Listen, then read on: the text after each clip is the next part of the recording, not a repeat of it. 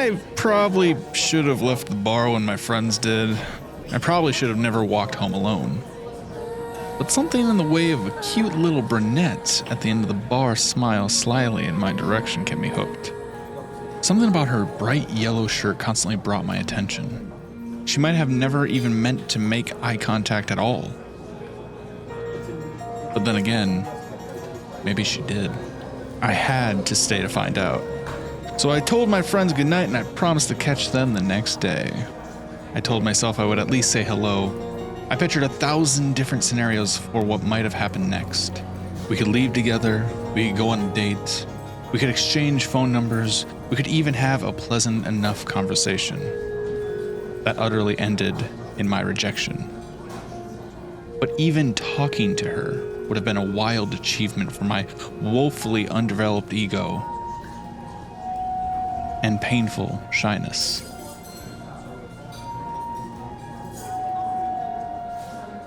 Any of those endings would have been better than another defeated night at home alone.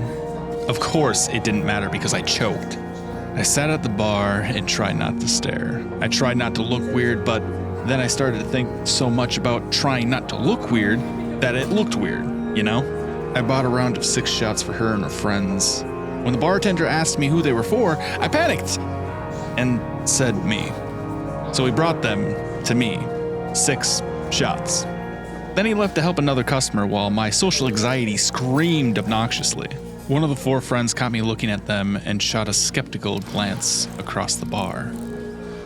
She saw all the alcohol sitting in front of me. I saw her whisper to the brunette. I saw them look at me and laugh quietly. I escaped to the bathroom to avoid the embarrassment. By the time I got back, they were gone. But the shots were still there. Wind and drizzling rain poured at the wooden door to our shitty dive at the edge of town. I knew I would have to leave my car there. I knew I would have to walk home through the woods. It wouldn't be the first time, I guess. In my youth and inexperience, I hoped the shots would warm me up. The temperature promised to dip below 32 in the early morning hours. And so I shouted, "Bottoms up!" drunkenly to the closing time crowd and sank all 6 to the sound of disappointing murmurs and half-amused snorts. Of course, that never warmed me at all. It just made me more drunk. I don't remember getting kicked out. I don't remember leaving the place at all.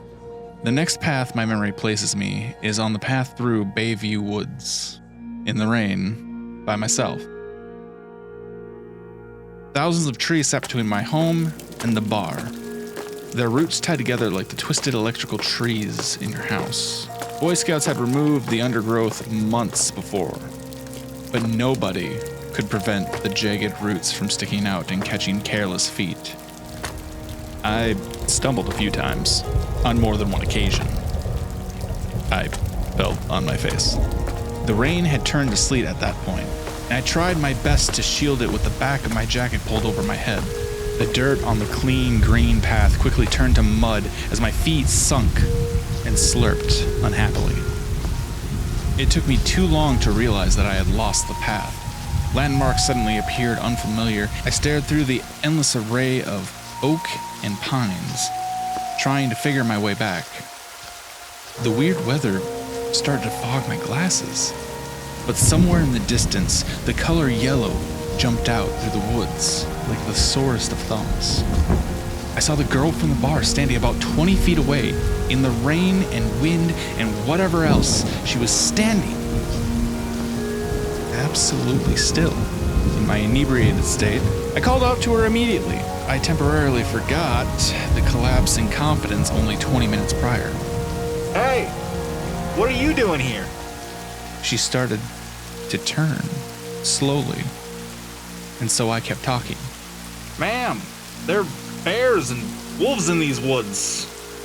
You shouldn't be out here alone." Great advice considering the obvious. "Can I help you find your way back?"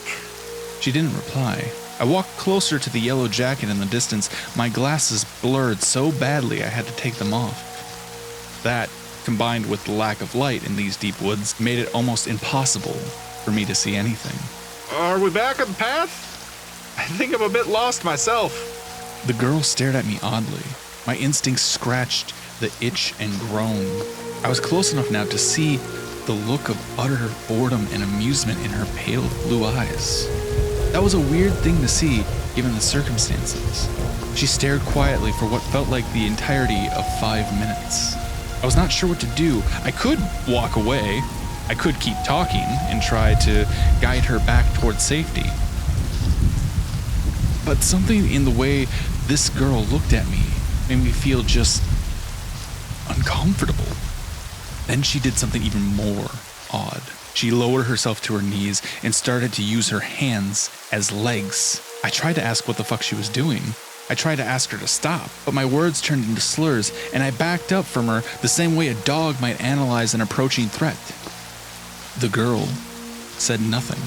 Instead, she lowered her shoulders and started to charge. I ran so fast, the scenery started to blur beside me. Rain whipped in my face. Underbrush and branches jumped back wickedly to cut me all over. I thrashed about desperately trying to find my way. I could hear the girl still following me. I threw stuff to slow her down. I tried to change direction, but nothing seemed to change her mind. I heard a hideous growl escape from her mouth before she leapt at an intersection and pinned me to the cold, hard ground. "Please, ma'am, I'm so sorry. Please, I have a family." I begged my attacker as if she was human, as if she were understanding the fucking words coming out of my mouth. But there was no comprehension on her crazed features. At such a close range, I could see it all. Blood dripped down from her small scrapes and slices against her cheek. Her teeth looked absurdly yellow, and her breath stank like hot manure. Her nails felt long and jagged against my skin. I rolled around pettishly as the girl growled again. It was a deep, guttural sound, like an animal about to feast. I reached for any sort of weapon I could find, and found a heavy rock leaning up against a tree. I wrapped my hands around it and brought it down without hesitation. Her head cracked like a watermelon. There was no reaction at first on her plain features. There was no words from her twisted mouth. She simply paid me one last confused look in the pouring sleet of the evening. Then she fell to the side while blood seeped into the leaves. I ran home. I never reported the encounter to the police. I'm not really sure what the hell they would say. I never really told anyone about it. Part of me expected to wake up the next morning and hear about a body found in the news. But none of the papers reported any such news. Nobody talked about a dead girl in town. I checked my clothes for blood and found nothing. I checked the spot where we fought. To the best of my memory, nobody was there. I started to blame the booze. It had to be the most reasonable explanation. As weeks and months passed, I began to accept it wholeheartedly as fact. It had to be a crazy, drunk, tripping experience of some sort. I went to the same bar last night, and for the first time in a long time, my friends stayed with me. Call it a group attempt at conquering my growing irrational fear of the bar and woods. I stayed late, I ordered rounds of shots with my friends, and I enjoyed the closing minutes of our favorite football team. The place was packed. People milled in and out to smoke cigarettes and hide outside. Around 10 o'clock, an old familiar flash of yellow entered the door and grabbed a seat by the bar. She smiled slyly. She could have been looking at the door behind me. She could have been zoning out altogether. She might have never even meant to make eye contact at all. But then again, maybe she did.